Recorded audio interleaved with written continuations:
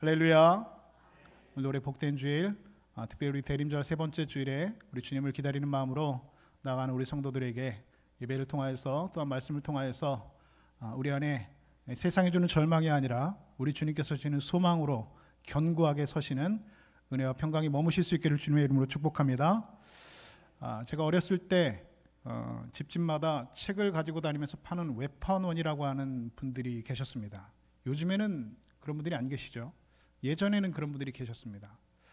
그런데 저희 어머니께서 이 외판원의 말솜씨에 못 이겨서 그때 할부로 동화책을 며칠을 사주셨는데 저희 어머니가 좀 귀가 좀 얇으시거든요. 근데 이 외판원들이 말이 아주 그냥 말솜씨가 청산유수지요. 그 말에 말솜씨에 못 이겨서 이 귀가 얇은 저희 모친께서 이 할부로 36개월 할부, 뭐 48개월 할부도 있고요. 할부로 그 동화책 뭐 이런 책들을 사주셨는데 덕분에 어려서 동화책을 실컷 읽었고 또 이 동화책을 읽고 난 다음에는 이제 할부금을 받으러 옵니다. 지금처럼 지로로 붙여지는 게 아니라 한 달마다 요만한 수첩을 갖고 와가지고 여기다가 이렇게 그으면서 할부금을 내는 겁니다. 이 할부금을 또 받아가면서 또 다른 책을 소개하죠. 동화책을 팔았으니까 그 다음에는 위인전을 팔고 그 다음에는 뭐 과학책을 팔고 뭐 이런 식으로 팔았는데 제 기억에는 그 당시 팔았던 책들이 뭐 계몽사, 뭐 성심당 이런 책들을 많이 봤던 것 같습니다. 그때 읽었던 동화책 중에 지금도 아주 어렸을 때 일인데요. 초등학교 뭐 들어가기 전이었던 것 같아요. 그때도 뭐 1학년 때인가 그랬던 것 같은데 그때 그 읽었던 책 중에 지금도 책 표지가 선명하게 생각이 나는 동화책이 하나 있는데요. 그 책 제목이 뭐냐면 호랑이와 꽃감이라고 하는 전래동화 책입니다. 여러분 다 아시죠? 그런 내용을 다 알고 계실 겁니다. 시골 외딴 집에 한 가족이 있었는데 어느 날 밤에 호랑이가 먹을 것을 찾아 내려오다가 마을까지 내려와서 한 집에 이 외양간에 숨어들었습니다. 그런데 마침 아기가 울기 시작합니다. 근데 원래 아기는 꼭 밤에 울죠. 왜 밤에 우는지 모르겠지만 칭얼대면서 막 웁니다. 그랬더니 엄마가 아기한테 이렇게 말합니다. 야 아가, 야 호랑이 왔다 울지 마. 그러니까 이 아기가 그 말을 듣고 울음을 그칩니까? 안 그치죠. 계속 엉엉대며 웁니다. 그러니까 이번엔 어머니가 이게 방법이 없죠. 근데 밖에서 그 외양간에서 그 소리를 듣고 있던 호랑이가 이 마음속으로 생각한 겁니다. 야 얘는 호랑이도 무서워하지 않는 아주 용감한 애구나, 아주 마음이 담대한 애구나 이런 생각을 했다는 것이죠. 얘가 계속 우니까 엄마가 이번에는 아기한테 이렇게 말합니다. 야야 곶감 줄 테니까 울지 마라 이렇게 얘기를 합니다. 그때 애가 울음을 뚝 그치는 거예요. 호랑이가 그거를 외양간에서 듣고 있다가 이렇게 생각합니다. 야 이거 곶감이라는 놈이 얼마나 무서운 놈이길래 내가 왔다고 해도 울지 않던 애가 울음을 멈추지 않던 애가 곶감 왔다고 하니까 울음을 뚝 그치는 거 보니까 이 곶감이라는 놈이 엄청 센 놈이구나, 엄청 무서운 놈이구나라고 생각을 했다는 것이죠. 그래서 벌벌 떨고 외양간에서 혼자 떨고 있는데 그때 마침 소도둑 놈이 외양간에 소를 훔치러 왔는데 호랑이가 있는 것을 보고 소인지 알고 착각하고 호랑이 등에 덜썩 올라탔다는 것이죠. 근데 호랑이가 지금 어떻게 있는 상태입니까? 지금 무서워 떨고 있는 상태거든요. 이야 지금 내 뒤에 탄 놈이 누구구나? 곶감이구나. 이 무서운 놈이 내 뒤에 탔구나 하고 그냥 정신없이 그냥 달리게 한 거죠. 이 도둑놈이 보니까 제가 탄 게 이게 소가 아니라 호랑이인 것을 깨달았죠. 그러니까 이제 떨어지면 죽는 거니까 그냥 이 호랑이 머리를 붙잡고 그냥 떨어지지 않으려고 목을 꼭 껴안고 그냥 붙잡고 있었습니다. 호랑이가 아무리 뛰어도 이 곶감이라는 놈이 위에서 떨어지지가 않으니까 그냥 미친 듯이 뛰어다닌 거죠. 이렇게 호랑이하고 소도둑이 서로 죽지 않으려고, 호랑이는 곶감에게 죽지 않으려고, 또 소도둑은 호랑이한테 죽지 않으려고 서로 부둥켜 안고 밤새도록 산으로 들러 돌아다녔다라고 하는 이야기죠. 그리고 지금도 계속해서 달리고 있다라고 그 동화책은 전해지고 있습니다. 그런데 오늘 본문에 우리가 본 성경 말씀에 보면 이렇게 마치 호랑이 등에 탄 것과 같은 사람이 오늘 주인공으로 등장하고 있습니다. 그 사람의 이름이 바로 오늘 마태라고 하는 사람입니다. 그런데 이 마태라고 하는 사람은 이 마태라는 이름은요, 이 헬라식 이름입니다. 원래 그 히브리식 이름은 마가복음에 보면 그의 이 이름이 알페오의 아들 레위였다라고 기록을 하고 있지요. 예수님을 만나기 전에 이름 붙여진 그의 원래 이름은 레위라고 불려졌다는 겁니다. 자, 근데 이 레위라고 하는 이름은 여러분 우리에게 친숙하지 않습니까? 레위는 여러분 이스라엘의 12지파 중에 가장 거룩한 그 제사장 지파의 이름을 붙여서 레위라고 아들 이름을 지었다라고 하는 것은 이 마태가 이 레위가 이 레위 지파의 후손이라는 것을 우리가 미루어 짐작해 볼 수가 있다라고 하는 것입니다. 뿐만 아니라 그의 아버지의 이름이 알페오라고 했죠. 알페오의 아들이니까. 이 알페오란 이름의 뜻도 어떤 뜻이 있느냐? 학자, 모범이라는 뜻을 가지고 있습니다. 다시 말해서 이 마태, 이 레위라고 하는 사람의 집안은 아버지 때부터 경건하고 성경을 연구하고 살았던 그런 믿음 있는 집안이었다라고 하는 사실을 우리는 미루어 짐작하고도 남임이 없습니다. 그런데 그런 레위가 이렇게 믿음이 있는 성경을 연구하고 경건한 집안의 아들인 그의 아버지가 이스라엘의 12지파 중에 제사장 지파의 이름으로 레위라고 붙여진 그 아들, 그 레위가, 그 마태가 지금 앉아있는 곳은 어디입니까? 오늘 본문은 성경에서 그가 마태가 세관에 앉아 있었다라고 기록을 하고 있습니다. 그럼 마태의 직업은 세리였습니다. 근데 사실 이 세리라는 직업은 여러분 아무나 할 수 있는 직업이 아니라는 것이죠. 세리는 이 아람어와 히브리어뿐만 아니라 그 당시의 세계 공용어였던 헬라어까지도 유창하게 할 줄 아는 능력을 가진 사람이 될 수 있어야 됐고, 뿐만 아니라 이 계산을 하는 직업이기 때문에 장부를 정리하고 숫자에 밝은 그런 굉장히 똑똑한 사람만이, 그런 능력을 가지고 있는 사람만이 이 세리라는 직업을 가질 수가 있었다는 겁니다. 그런데 오늘 본문 10절과 11절에 보면은 이 세리를 무엇이라고 말하고 있냐? 세리와 죄인이라고 함께 붙여서 말하고 있습니다.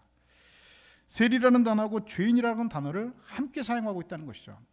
바로 그것은 바로 세리와 죄인을 같은 시각으로 보는 겁니다. 세리는 이꼴 죄인이라는 겁니다. 세리와 죄인은 같은 동격의 위치에 있는 죄인의 대명사, 바로 세리라고 하는 사람입니다. 당시 유대를 지배하던 로마 정부는 유대인을 대상으로 세금을 징수하는 이 세리를 공개 입찰을 해서 그 권리를 주었습니다. 그래서 가장 많은 액수를 적어내는 사람이 세리로 이 세금 징수권을 따낼 수가 있었는데, 이렇게 해서 세금 징수권을 댄 세리들은 무슨 수를 써서라도 세금을 많이 걷어들이려고 했습니다. 이유는 무엇입니까? 내가 많은 돈을 투자했기 때문에, 내가 이 세금 징수권을 따내기 위해서, 세리가 되기 위해서 많은 돈을 투자했기 때문에 그 돈을 하루빨리 원금을 회수해야 된다는 것이죠. 그래서 세금을 될 수 있는 대로 많이 걷어들이려고 했다는 겁니다. 당시 로마가 걷어들인 세금에는 두 가지가 있는데요. 첫 번째는 정세라는 게 있습니다. 이 정세에는 인두세, 토지세, 소득세가 포함되어 있습니다. 이 세금은 그냥 그대로 로마 정부에 갖다가 바쳐야 되는 돈입니다. 그런데 당시 세리들은 공식적인 이 정세 이외에도 관세라는 것을 따로 받았다는 겁니다. 이 관세 중에는 어떤 세금이 있었냐?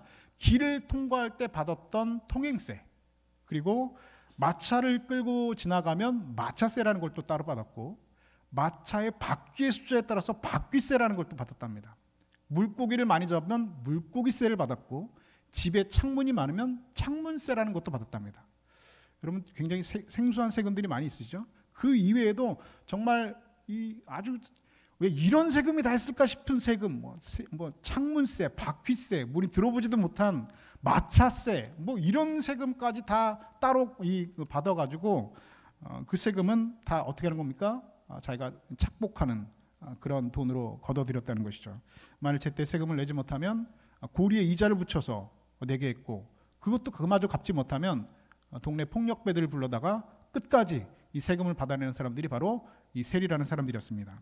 때문에 이스라엘 사람들은 이렇게 같은 동족인 유대인들의 고요를 빨아먹고 민족을 배신한 이 세리들을 말 그대로 사람 취급하지 않았습니다. 인간 병풍 취급을 했다는 것이죠.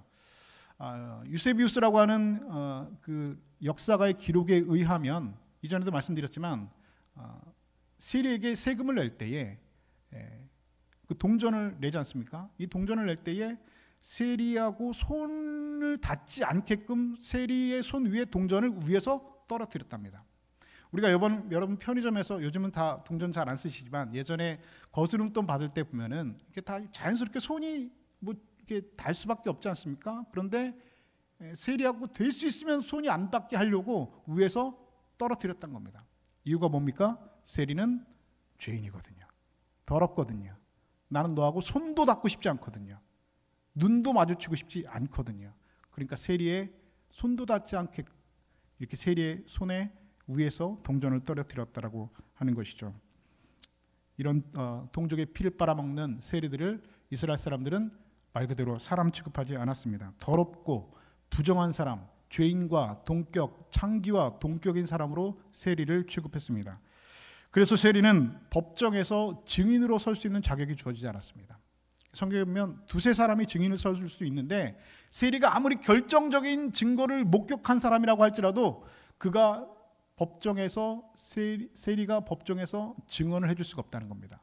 이유는 뭡니까?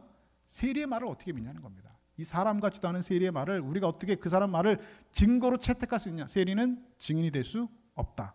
뿐만 아니라 회당에 세리가 나왔다. 그러면 출교를 시켰다고 합니다.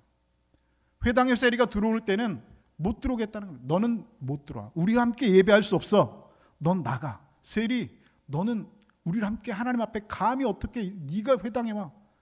나가. 출교를 시켰다는 거죠.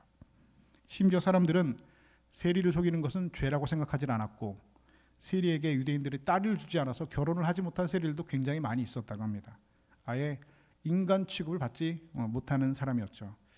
당시 세리는 두 가지 종류의 세리가 있었는데 갓바이라고 하는 세리가 있었는데 이 갓바이는 돌아다니면서 세금을 받는 사람입니다. 그러니까 집집마다 다니면서 세금을 받는 갓바이라는 세금이 있었고 모케스라고 하는 세리가 있었는데 이 모케스는 이 자리에 앉아가지고 세관에 앉아서 관리하는 사람이 바로 이 모케스라고 하는 세리입니다. 그런데 오늘 이 마태는 세관에 앉아서 관리하는 사람이었기 때문에 훨씬 더 이 모케스라고 하는 세리는 훨씬 더 악질이었고 훨씬 더 많은 돈을 챙길 수 있는 세리였다고 하는 것이죠.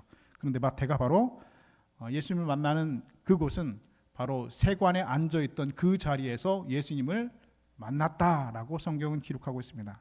자, 그렇다면 왜 이 마태는 왜 예수님의 제자가 되었던 이 마태는 하필이면 그 많은 직업 중에 세리라는 직업을 가지게 되었을까요? 뭐 때문에 세리가 되었을까요? 죄인으로 모든 사람들에게 손가락질 받는 이 세리라는 직업 좋아서 하고 싶은 사람이 얼마나 되겠습니까? 아마 처음에는 마태도 돈을 좀 많이 벌고 싶어 보겠다는 그런 생각 때문에 세리를 시작했겠죠. 그리고 그렇게 세리를 시작하면서 마음속으로 그렇게 다짐을 했을지 모르겠습니다. 그래, 내가 좋은 그냥 물 들어올 때 노젓듯이 돈 한번 왕창 한번 벌고 그리고 돈 많이 벌어놓은 다음에 빨리 그만둬야지 라는 생각을 했을지도 모르겠습니다. 그런데 마태는 호랑이 등에 탄 사람이 되고 말았습니다. 더 이상 그가 살아왔던 삶의 관성대로 죄의 습관대로 어제와 같은 오늘을 보내면서 여전히 오늘 세관에 앉아 있었다는 것이죠. 예전에 뉴스를 보니까 예전에 유흥업소에서 접대부로 일하는 여성들은 예전에는 인신매매를 당하거나 혹은 납치를 당해서 그곳에서 일하는 여성들이 많았는데 요즘에는 자기 발로 스스로 걸어와서 그런 화류계 일을 하고 있는 여성들이 많다는 겁니다. 특히 요즘 그 중에는 여대생들이 이렇게 많다는 겁니다. 이 여대생들이 와서 그 유흥업소에서 접대부 일을 하는 이유가 무엇이냐면 등록금 벌어가지고 빨리 등록금 많이 벌어가지고 등록금 내가 졸업할 때까지 벌면은 빨리 이제 그만둬야지라는 생각으로 이제 접대부 일을 술집에서 일을 시작한다는 것이죠. 그런데 그 중에서 나중에 빨리 그 일을 돈 많이 벌고 그 일을 그만두는 사람이 있다고요, 없다고요? 거의 없다는 거예요. 왜 그럴까요? 왜 처음에 생각할 때는 나 등록금만 그냥 몇 천 딱 벌고 빨리 그만둬야지라고 생각하는데 왜 계속해서 누가 못하게 하는 게 아닙니다. 너 뭐 잡아가고 뭐 이런 게 아니랍니다. 요즘엔 본인이 계속 한다는 겁니다. 이유가 뭡니까? 내가 살던 씀씀이, 내가 쓰던 화장품, 내가 사용하던 들고 다니던 가방, 삶의 관성들, 이런 습관들을, 삶의 방식들을 바꾸지를 못하는 겁니다. 그러니까 멈추지를 못한다는 것이죠. 한번 호랑이 등에 올라타니까 멈추지를 못하는 겁니다. 오늘 세리 마태 역시 여러분 그런 삶을 살았죠. 빨리 돈 벌어서 이 일까만 그만둬야지. 사람들한테 손가락질 받고 민족의 배반자라고 하는 말을 듣고 사느니 빨리 돈 많이 벌고 그만둬야지 했는데 세리는 그만 호랑이 등에 올라탄 사람이 되어서 어제와 같은 오늘을 보내면서 지금 오늘도 여전히 그 세관에 앉아서 사람들에게 눈도 마주치지 않는 사람들에게 동전을 받으면서 모케스의 그 세리의 일을 하고 있었습니다. 그런데 하루는 그렇게 어제와 같은 오늘을 보내고 있는 이 마태에게 전혀 예상하지 않았던 그리고 생각하지 않았던 일이 일어나게 되었죠. 오늘 본문 9절은 그 사건을 이렇게 기록하고 있습니다. 예수께서 그곳을 떠나 지나가시다가 마태라는 사람이 세관에 앉아 있는 것을 보시고 말씀하고 있습니다. 여러분, 여기에서 우리가 그냥 지나갈 수 있는 단어 중에 가장 유심하게 봐야 될 단어가 바로 보시고라고 하는 단어입니다. 보시고. 예수님께서 마태를 어떻게 하셨다고요? 보셨다는 겁니다. 눈으로 보셨다는 것이죠. 그런데 여러분, 예수님께서 마태를, 이 세리를 보셨다는 말 자체가 여러분 말이 안 되는 얘기입니다. 우리가 볼 때는, 그러니까 21세기를 살아가는 대한민국의 우리 교인들이 볼 때는 예수님께서 지나가다가 마태복음 세리를 보실 수도 있지라고 생각하지만 유대인들이 이 성경을 읽을 때는 이건 말도 안 되는 얘기입니다. 왜냐하면 유대인은 세리를 바라보지 않습니다. 눈을 마주치지 않습니다. 세리를 만나면 고개를 돌려버립니다. 아니, 손도 안 달려고 하는데 여러분, 그 사람 쳐다보겠습니까? 눈 마주치겠습니까? 아예 쳐다보지도 않죠. 그런데 여러분, 거기에 비해서 예수님은 어떤 분입니까? 예수님 유대인이죠. 뿐만 아니라 당시 개념으로 하면 예수님은 랍비로 불리는 성경 교사입니다. 그런데 이런 랍비가 길을 가다가 만약에 세리를 만난다? 그러면 여러분 안 보는 정도가 아니라 저기로 돌아갑니다. 일부러 빙 돌아갑니다. 그런데 예수님께서는 세관에 앉아있는 마태를 보셨다라고 성경 기록합니다. 이것은 여러분 엄청난 일입니다. 있을 수가 없는 일입니다. 그러면 여러분, 예수님께서는 그날 마태를 보셨을 때 어떤 눈으로 마태를 보셨을까요? 손에도 길이 있고 눈에도 길이 있죠. 손에는 손길이 있고 눈에도 눈길이 있습니다. 그 눈빛, 그 눈길은 여러분 어떤 눈길로 세관에 앉아있는 마태를 바라보셨을까요? 오늘 보면 바로 앞에 있는 사건을 보면 이 사건 우리가 보다 정확하게 이해하기 위해서는 이 바로 어떤 사건이 기록되어 있는지를 우리가 살펴볼 필요가 분명히 있는데요. 오늘 본문 앞에 있는 사건은 바로 중풍병자를 예수님께서 고치셨다는 사건입니다. 예수님께서 중풍병자를, 침상째 메고 온 중풍병자를 그에게 말씀으로 일어나 내 침상을 가지고 집으로 가라라고 하는 이 말씀 한마디로 그 중풍병자를 고쳐주셨다는 기록이 기록되어져 있습니다. 이 사건을 예를 들어서 여러분, 그 가버나움이라고 하는 동네가 여러분 다 난리가 났죠. 성경에 보니까 그 네 친구들이 중풍병자를 침상째 메고 왔는데 이미 그 집에 사람들이 너무 많이 모여 있어서 그 집에 들어갈 수 없어서 여러분 지붕을 뜯은 거거든요. 그렇지 않습니까? 그러면 여러분 그 집에 한 몇 명쯤 모여 있는 겁니까? 최소한 수백 명의 사람들이 모여 있었던 겁니다. 인산인해를 이뤘겠죠. 예수님께 병 고침을 받으려고. 못 들어가니까 지붕 뜯은 거거든요. 그러면 그날 거기에서 그 중풍병자가 지붕에 뚫고 내려와가지고 예수님께서 일어나 침상을 가지고 내 집으로 가라, 걸어가라 라고 하는 그 말씀에 버떡 일어나서 예수님 그 자기 침상을 들고 가는 그 모습을 본 사람이 몇 명이에요? 수백 명입니다. 그러면 여러분, 그 수백 명의 사람들이 이 소식을, 이 뉴스를 주변 사람들에게 얼마나 여러분 말을 하고 다녔을까요? 발 없는 말이 멸리 간다고요? 천리 간다며요. 천리 갑니다. 요즘에는 여러분 만리도 가고 10만 리도 가죠. 카톡 한 번이면 여러분, 여기서 우리 소식은 여러분 뭐 지구 한 바퀴 여러분 미국이면 어디 뭐 금방 가잖아요. 당시에는 여러분 그 정도 수준은 아니지만 예수님께서 중풍병자를 고치셨다는 소문은 여러분 동네 파닥에 금방 소문이 다 나게 되어 있습니다. 그러면 여러분 마태가 그 소식을 못 들었을까요? 들었겠죠. 왜 못 들었겠습니까? 모를 수가 없습니다. 예수라는 사람이 이 가버나움 동네에서 이 중풍병자를 말씀으로 고치셨대. 야, 그런 희한한 일이 있어? 야, 예수라는 사람이 대단한 선지자인가 보다. 이런 소문을 여러분 오다가 여러분 사람들이 하는 말을 마태가 왜 몰랐겠습니까? 그런데도 여전히 마태는 세관에 앉아 있습니다. 예수님에게는 전혀 관심이 없고 오로지 돈만 버는 일에 몰두하고 있었죠. 그런데 예수님은 마태의 마음속에 있는 그 숨겨진 그런 고민을 알고 계셨습니다. 지금 세관에 앉아서 애써 예수님의 시선을 피하고 있지만 그의 마음속에 있는 갈등을 예수님께서는 보신 겁니다. 여러분, 그날 예수님께서 보신 것은 마태의 마음속에 있는 갈등을 보신 겁니다. 어떤 갈등입니까? 나도 언젠간 이 호랑이 등에서 내려야 될 텐데, 내가 이렇게 살아서는 안 될 텐데, 내가 하나님 앞으로 다시 돌아가야 될 텐데, 우리 아버지가 내 이름을 레위라고 지어줬는데, 우리 아버지 이름은 알페오인데, 학자 집안인데, 경건한 집안인데, 내 지금 뭐하고 있나? 빨리 호랑이 등에서 내려야 되는데, 내가 이렇게 살면 안 되는데 라고 하는 그 갈등과 고민을, 그 번민을 예수님께서는 보셨다라는 것입니다.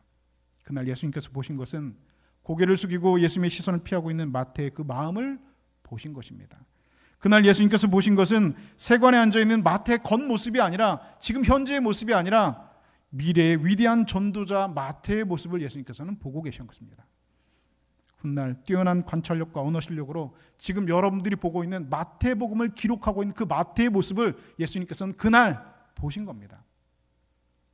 그리고 훗날 에티오피아에서 복음을 전하다가 도끼에 목에 잘려 순교한 그 순교자의 영광으로 서 있는 그 마태의 모습을 예수님께서 그날 그 세관에 앉아 있는 마태의 모습에서 보신 겁니다. 여러분, 예수님께서 그날 보신 마태는, 여러분, 마태의 얼굴을, 그 겉모습을 보신 것이 아니라 그의 마음 안에 있는 그 번민과 갈등, 그리고 그 현재의 모습이 아니라 훗날 위대한 전도자 마태로 마태복음을 기술하고 있는 그 마태, 훗날 순교자의 영광 가운데 서 있는 그 마태의 모습을 예수님께서는 지금 보시는 겁니다. 여러분, 예수님은 오늘 누구를 보든지 항상 그렇게 사람들을 보시는 분입니다. 예수님은 여러분들이 현재의 모습을 보시지 않으십니다. 우리들의 지금의 모습을 보시는 분이 아니십니다. 예수님께서 보시는 것은 여러분, 우리들의 미래의 모습입니다. 장차 여러분들의 미래의 모습, 어떤 모습으로 주님 앞에 서 있을지 그 미래의 모습을 예수님께서는 지금 보시고 계십니다. 여러분, 예수님께서 시몬 베드로를 처음 보시는 그 순간 예수님께서 하신 말씀이 무엇입니까? 내가 요한의 아들 시몬이니 장차 게바라 하리라. 게바, 장차 앞으로 내가 게바가 될 것이다 라고 말씀하시죠. 게바라고 하는 뜻은 여러분 반석이라는 뜻입니다. 락, 반석. 그런데 여러분, 베드로는 어떤 사람입니까? 종잡을 수 없는 사람이죠. 여러분, 복음서 전체에서 예수님의 제자들 중에서 제일 말이 많은 사람이 누구게요? 베드로. 제일 말이 많아요. 말을 얼마나 말 많이 하는지, 이 말하고 또 하고 말 실수도 얼마나 많이 하는지 보면 여러분, 말을 얼마나 많이 하다가 실수를 하는지 예수님께서 베드로에게 뭐라고까지 말씀하십니까? 사탄아 물러가라까지 말씀하셨어요.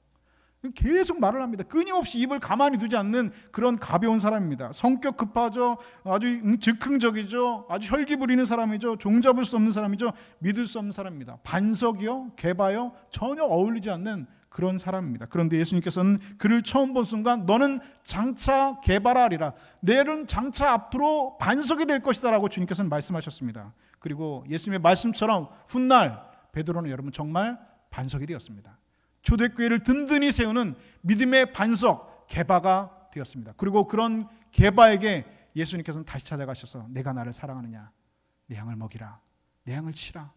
그리고 천국 열쇠를 그에게 맡기셨다. 반석의 사명을 든든히 감당하게 되었습니다. 여러분, 오늘도 우리 주님께서는 저와 여러분을 보실 때 그런 눈으로 보십니다.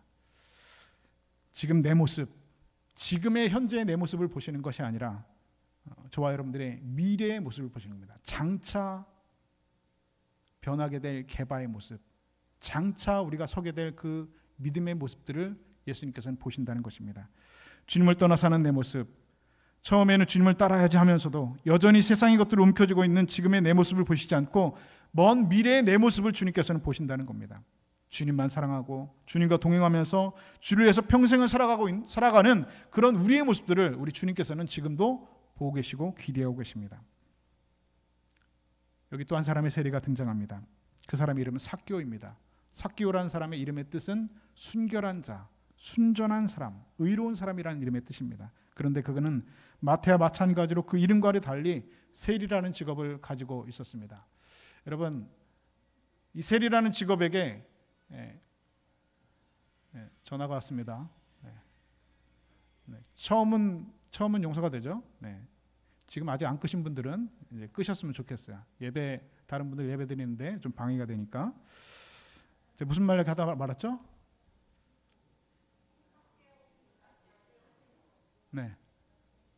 네, 빨리 전화 받으러 가시면 될 것 같아요. 급한 전화인 것 같은데. 네, 괜찮습니다. 그럴 수도 있죠. 삭개오, 삭개오 순결한 자라는 이름의 뜻인데 이 삭개오 역시 여러분 세리였죠. 삭개오 역시 여러분 마태와 똑같은 고민을 가지고 있었습니다. 그런데 예수님께서 자기 동네에 지나가신다는 소식을 듣고 이 삭개오도 예수님을 만나고 싶었습니다. 그 마음 가운데 이루 말할 수 없는 외로움과 고민과 번민들이 있었죠. 그래서 예수님은 키가 작은 예수님 볼 수 없으니까 성경에 보니까 돌무화과 나무, 옛날 성경에는 무슨 나무? 뽕나무에 올라갔다고 했습니다. 그런데 예수님께서 저기서부터 오시는데 마침 삭개오가 올라가 있는 그 뽕나무, 그 돌무화 나무로 밑으로 오십니다. 그리고 예수님께서 삭개오의 밑에 멈추셔서 그에게 말씀하십니다. 삭개오야 라고 하면서 부르십니다. 이리 내려오너라. 내가 오늘 밤 너희 집에 유하겠다. 여러분 삭개오가 예수님을 만났는데 사실은 여러분 삭개오는요 예수님께서 삭개오야 라고 부르는 순간 게임은 끝난 겁니다. 그냥 모든 것이 끝났습니다. 생각해 보십시오. 아버지가 너는 좀 의로운 사람이 됐으면 좋겠다. 이렇게 거짓이 많은 세상에, 이렇게 혼란스러운 세상 가운데 너만은 순결하게 살아다오, 너만은 좀 의롭게 살아다오 하면서 그 아버지가 그 아들 이름을 삭개오, 의로운 자라고 이름 붙여줬는데 세리로 살고 있습니다. 그런데 예수님께서 그 밑에 오셔서 의로운 자야, 삭개오야, 순결한 자야, 끝난 겁니다. 김춘수의 꽃이라는 시에 그런 말이 있죠. 그가 내게 오기 전에는 다만 하나의 몸짓에 지나지 않았다. 그러나 그가 내게로 왔을 때 그는 나에게로 와서 꽃이 되었다. 여러분 삭개오가 꽃이 되었습니다. 예수님께서 삭개오로 이름을 불러주시는 그 순간에 그는 예수님에게라 꽃이 되었습니다. 삭개오가 예수님을 만나고 나서 말합니다. 주님, 내가 네게 토색한 것이 있으면 4배로 갚겠습니다. 내 재산의 절반을 팔아서 가난한 사람들에게 다 나눠주겠습니다. 예수님께서는 이미 그의 이름을 알고 그의 이름을 불러주셨습니다. 여러분 주님은 지금도 저와 여러분에게 찾아오셔서 우리의 이름을 불러주시는 분입니다. 깊은 고민과 갈등 가운데 방황하는 우리를 부르십니다. 이미 이렇게 더럽게운 모습으로 차마 주님 앞에 설 수 없어 고개를 숙이고 있는 우리의 이름들을 주님께서는 불러주시는 분입니다. 손을 뻗어서 주님 잡고 싶지만 용기가 없어서 망설이고 있는 내 이름을 주님께서는 불러주십니다. 이 시간 여러분의 이름을 부르시는 주님의 음성을 들으실 수 있는 귀 있는 자 되실 수 있기를 주님의 이름으로 축복합니다.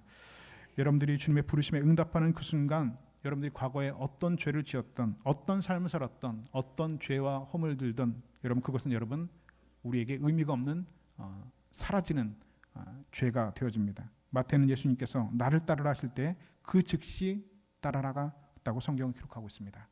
이것으로 그의 모든 과거는 깨끗하게 다 씻어졌습니다. 그 순간 이후로 예수님은 단 한 번도 마태의 과거에 대해서 묻지 않으셨습니다. 마태야, 너 옛날에 세리였지? 너 옛날에 어땠지라고 묻지 않으셨습니다. 누구든지 주님을 만나 그의 부르심에 응답하는 사람은 그 순간부터 더 이상 죄인의 신분에서 벗어나게 된다는 것입니다. 주님 앞에 서는 순간 모든 죄는 깨끗하게 씻김을 받고 새롭게 거듭난 모습으로 서는 것입니다. 그래서 성경 미가서 7장 19절은 이렇게 말씀합니다. 우리를 불쌍히 여기셔서 우리의 죄악을 발로 밟으시고 우리의 모든 죄를 깊은 바다에 던지시리이다. 우리 하나님께서는 우리의 죄를 깊은 바다에 던지시는 분입니다. 우리의 죄를 발로 밟으시는 분입니다. 말씀하고 있습니다. 오늘 주님의 그 부르심에 응답하여서 새로운 소망과 감사와 찬송이 넘치는 그런 삶을 살아가시는 저와 여러분 되실 수 있기를 우리 주의 이름으로 축복합니다. 이렇게 새로운 삶을 얻은 마태는 너무 감사한 마음에 그냥 있을 수 없죠. 예수님을 집에 모시고 집에서 잔치를 벌였습니다. 그리고 그 잔치에 초대된 사람들은 누구였다라고 성경은 기록합니까? 동료 세리들이었다고 기록합니다. 왜 세리들만 초대했을까요? 아니 누가 그 집에 가요? 아니 여러분 누가 마태네 집에 가겠습니까? 누가 세리하고 친구 먹겠어요? 누가 눈도 안 마주치는데 손도 안 대려고 하는데 말도 안 섞으려고 하는 사람들이 여러분 마태가 여러분 친구가 있습니까? 마태하고 말할 수 있는 사람은 세리들밖에 없어요. 그러니까 세리들이 다 모여 있죠. 세리들과 모여서 잔치를 벌입니다. 예수님 식사를 대접합니다. 그런데 그때 바리새인들이 나와서 예수님의 제자들에게 그리고 예수님에게 시비를 겁니다. 어찌하여 너희 선생은 세리와 죄인들과 함께 먹고 마시느냐? 시비를 걸죠. 여러분 유대인들은요 안식일 못지않게 여러분 식탁을 굉장히 소중하게 생각합니다. 율법의 전통 가운데 67%가 먹는 것에 관련된 것이라고 해요. 그래서 여러분, 먹을 수 있는 음식과 먹을 수 없는 음식, 음식을 담을 수 있는 그릇, 음식을 담을 수 없는 그릇, 같이 밥을 먹을 수 있는 사람과 같이 겸상을 할 수 없는 그런 사람을 명확하게 율법은 구분하고 있습니다. 그런데 예수님께서 세리들과 함께 식사를 한다고요? 있을 수가 없는 일입니다. 이것은 여러분, 유대 율법을 정면으로 위배하는 것이 됩니다. 상상할 수 없는 일이죠. 그래서 어떻게 이런 일이 있을 수 있느냐? 어찌하여 너희 선생이 랍비라고 하는데 이 세리들과 같이 먹고 마시느냐? 시비를 걸고 온다는 것이죠. 그런데 그때 그 바리새인들에게 예수님께서 오늘 하신 말씀이 성경에 이렇게 기록하고 있습니다. 건강한 자에게는 의사가 쓸데없고 병든 자에게라 쓸데있느니라. 나는 의인을 부르러 온 것이 아니요 죄인을 부르러 왔노라. 여러분, 이 세상의 모든 종교는 어떤 종교든 다 아래서부터 위로 올라가는 종교입니다. 땅에 속한 우리 인간이 끊임없이 자기 노력으로 하늘에 속한 사람이 되기 위해서 애쓰는 거예요. 여러분, 우리 이 세상의 종교입니다. 그래서 산속에 들어가서 돌을 닦고 고생을 하고 고행을 하고 자기를 죽이는 훈련을 하게 되죠. 그래서 이 땅에 속한 모든 욕망을 다 버릴 수 있을 때 비로소 하늘에 속한 사람이 될 수 있다라고 해야 합니다. 불교도 마찬가지죠. 힌두교도 그렇습니다. 이슬람교도 똑같습니다. 내가 부처가 되는 거죠. 내 안에 공인 상태가 되는 겁니다. 그런데 기독교는 이와 정반대입니다. 기독교는 우리 인간의 노력으로 결코 하늘에 속한 사람이 될 수 없다라고 단정짓고 있습니다. 죄 가운데 태어나고 죄 가운데 살아가는 인상은 자기의 노력으로는 결코 하늘에 속한 사람이 될 수 없다라고 성경은 분명히 말하고 있습니다. 그래서 성경은 인간이 하늘에 속한 사람이 되기 위해서 애쓰고 노력하는 종교가 아니라 인간이 그렇게 인간의 노력으로 하늘에 속한 사람이 될 수 없으니 하늘이 높고 천한, 높고 영광 가운데 있는 높고 높은 그 존귀하신 그 예수님께서 하늘이 이 땅에 가장 낮은 곳으로 인간의 몸을 입고 이 땅에 내려오신 사건, 바로 그 성육신 사건, 이것이 오늘 여러분 기독교, 저와 여러분이 믿고 있는 기독교라고 하는 종교입니다. 성경은 분명히 말씀하고 있죠. 하나님이 세상을 이처럼 사랑하사 독생자를 주셨으니 이는 그를 믿는 자마다 멸망하지 않고 영생을 얻게 하려 하심이라. 독생자를 주셨답니다. 누가요? 하나님이 주신 겁니다. 하나님께서 독생자를 주셔서 이 땅에 내려 보내신 겁니다. 높고 높은 하늘 보좌를 버리고 이 땅에 내려 보내신 겁니다. 하나님과 동등됨을 취할 것으로 여기지 아니고 하나님의 본체이신 그분이 낮고 낮은 이 땅에 인간의 몸을 입고 내려오신 겁니다. 보내신 겁니다. 이유가 뭐라고요? 영생을 얻게 하기 위해서, 구원받게 하기 위해서, 천국 백성 되게 하기 위해서, 하늘에 속한 사람이 되게 하기 위해서 하나님께서 하늘이 이 땅에 내려오신 사건이 바로 여러분 성탄의 사건, 바로 성육신의 사건이라는 것이죠. 이 땅에 오신 예수님은 우리 죄를 대속하기 위해서 이 땅에 오셔서 십자가에서 죽으셨습니다. 그리고 누구든지 이 사실을 믿는 사람은 영생을 얻게 될 것이다. 성경 말씀하고 있습니다. 그리고 영생을 얻은 사람은 하늘에 속한 사람이 비로소 되는 것입니다. 여러분, 이제 남은 문제는 단 하나입니다. 만약 내가 나 스스로 죄인이라고 내가 스스로를 인정한다면 예수님은 나를 위해 오신 분이 되실 수 있지요. 그런데 내가 나를 죄인으로 인정하지 않는다면 예수님은 나와 아무 상관없는 분이 되고 마는 겁니다. 의사가 찾아왔습니다. 의사가 찾아왔는데 내가 병든 것을, 내가 환자인 것을 인정하면 그 의사는 나를 위해서 온 의사가 맞지요. 그런데 의사가 찾아왔는데 내가 건강하다고 생각하면 그 의사는 나를 위해서 찾아온 의사가 아닙니다. 나와 상관없는 의사입니다. 아무리 훌륭한 대학병원 의사건 아무리 훌륭한 세계적인 명의건 내가 건강한데 그 의사가 무슨 소용이 있어요? 나랑 아무 상관이 없죠. 내가 아파야지, 내가 병든 자라야지 그 의사가 여러분 내 병을 고쳐줄 수가 있는 겁니다. 그래서 여러분, 건강한 사람들은 의사가 필요가 없죠. 그래서 그들에게는 예수님이 필요 없었습니다. 바리새인들은 예수님에게 필요 없었죠. 그들은 자신들이 건강한 사람이라고 생각했습니다. 스스로 의인이라고 생각했습니다. 그들은 기도할 때 손을 높이 들고 하나님, 저는 저 세리들과 같이 죄를 짓지 않게 하신 걸 감사합니다. 전 저 세리와 창기들과 같지 않으신 것은 감사합니다. 스스로 의롭다 생각했다는 겁니다. 여러분, 내가 의로운데 예수님이 왜 필요해요? 내가 건강한데 예수님이 왜 필요합니까? 예수님이 필요한 사람은, 의사가 필요한 사람은 여러분 환자입니다. 예수님이 필요한 사람은 어떤 사람입니까? 죄인이 예수님이 필요한 겁니다. 그래서 여러분, 교회는 여러분 의인이 모인 것이 아니야. 교회는 여러분 죄인이 모인 곳입니다. 죄인들이 모여서 회개받는 곳, 하늘의 백성이 되는 것이 여러분 교회라고 하는 사실이죠. 그런데 바리새인들은 스스로 의인이라고 생각했습니다.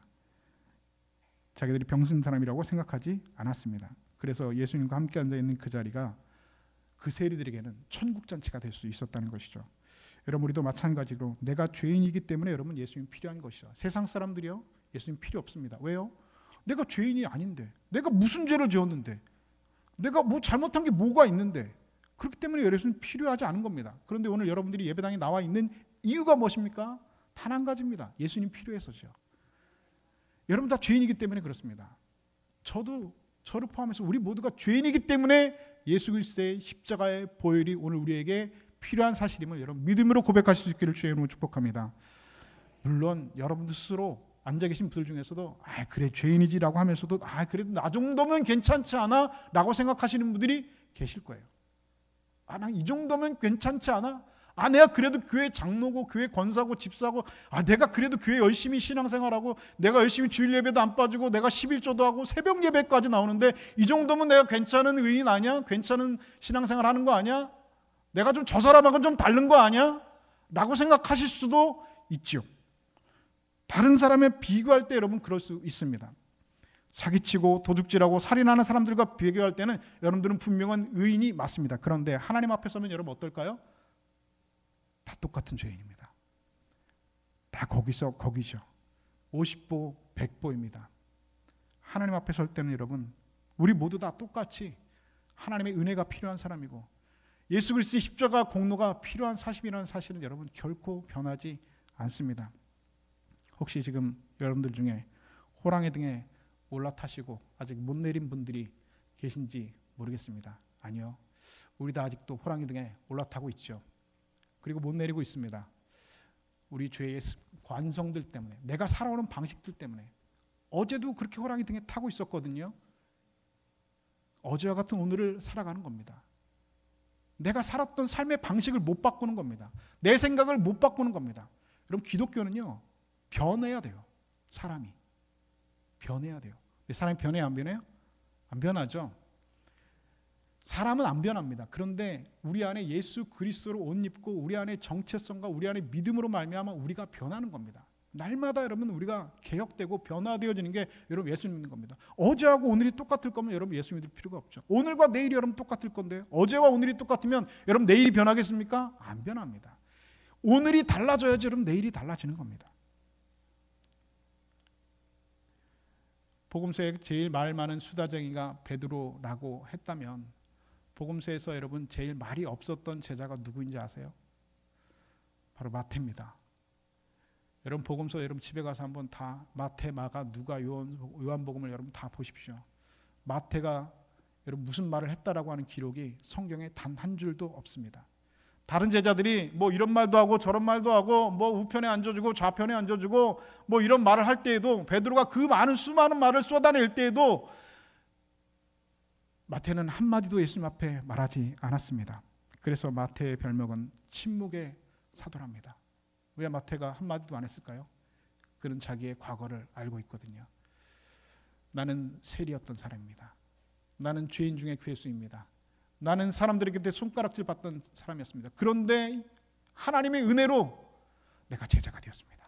나 같은 사람이 제자가 되어서 복음을 전하는 사람이 되었습니다. 어떻게 나 같은 사람이 그 생각을 하면 예수님 앞에서 무슨 말을 못하는 거예요. 제자들이 뭐가 어떻고 이 말이 맞고 틀리고 하는데 한마디도 말하지 못합니다. 침묵의 사도가 되었습니다. 그리고 자신이 쓴 그 복음서에 조차 오늘 마태복음에서 다른 제자들의 이름은 그대로 다 쓰여 있는데 여러분 유독 마태는 자신의 이름 앞에 무슨 내용을 기록하고 있습니까? 세리 마태라고 기록하고 있습니다. 세리가 자랑스러운 직업이 아니거든요. 그런데 왜 내가 쓴 이름 앞에 슬쩍 세리 지어도 다른 사람 몰라요. 어떻게 알겠습니까? 그런데 자신의 이름 앞에 자신의 그 부끄러운 과거인 세리라고 하는 직업을 분명히 그는 기록해 놓고 있습니다. 세리라는 말은 죄인의 대명사이고 마태라는 이름의 뜻은 놀랍게도 하나님의 은혜라고 하는 뜻입니다. 그래서 세리 마태라는 이름은 죄인 하나님의 은혜라는 뜻입니다. 여러분 죄인과 하나님의 은혜는 여러분 양립할 수 없는 단어잖아요. 어떻게 죄인하고 하나님의 은혜가 여러분 같이 공존할 수 있습니까? 어울리지도 않죠. 어떻게 죄인에게 하나님의 은혜가 임합니까? 공존할 수 없는 일입니다. 그런데 오늘 마태는 이렇게 어울리지도 않고 함께할 수도 없는 이 죄인과 하나님의 은혜라고 하는 그 단어, 세리 마태라는 단어로 여러분 자신의 정체성을 그리고 자신의 이름을, 신앙의 고백을 지금 성경으로 통해서 기록하고 있는 겁니다. 마태는 마태복음을 기록하면서 굳이 자기 이름을 세리 마태라고 기록한 것은 여러분 그의 평생의 신앙의 고백입니다. 주님, 나는 죄인 중에 죄인입니다. 나는 세리 출신입니다. 그런데 이런 내가 그런 큰 하나님의 은혜를 받아서 주님의 제자가 되었습니다. 여러분 오늘 이 세리 마태의 고백은 오늘 저와 여러분의 고백이 되어야 될 것입니다. 주님, 제가 세리 마태입니다. 주님, 나 같은 사람이 어떻게 목사가 될 수 있습니까? 나 같은 사람이 어떻게 감히 집사, 권사, 장로란 이름으로 서 있을 수 있습니까? 나 같은 사람이 어떻게 성도, 거룩한 백성이요? 어떻게 나 같은 사람이 그렇게 될 수 있습니까? 그렇게 불릴 수 있겠습니까? 어떻게 나 같은 사람이 구원받을 수 있겠습니까? 이런 고백이 오늘 우리의 가슴에도 여러분 흘러야 됩니다. 세리 마태라고 하는 고백이 오늘 저와 여러분의 마음 가운데 흘러야 됩니다. 그 감격과 그 은혜를 잊지 않기 위해서 마태는 스스로를 세리 마태라고 고백합니다.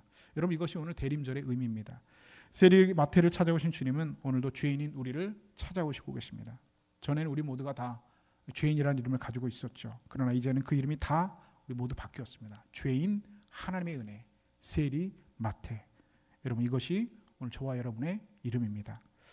오늘 이 대림절은 우리가 주님을 찾아가는 그런 계절이 아니라 우리의 세관의 자리, 우리의 부끄러운 자리까지 한 걸음 걸어오셔서 우리의 이름을 불러주시는 그 주님을 만나는 계절이 바로 오늘 이 대림절의 계절입니다.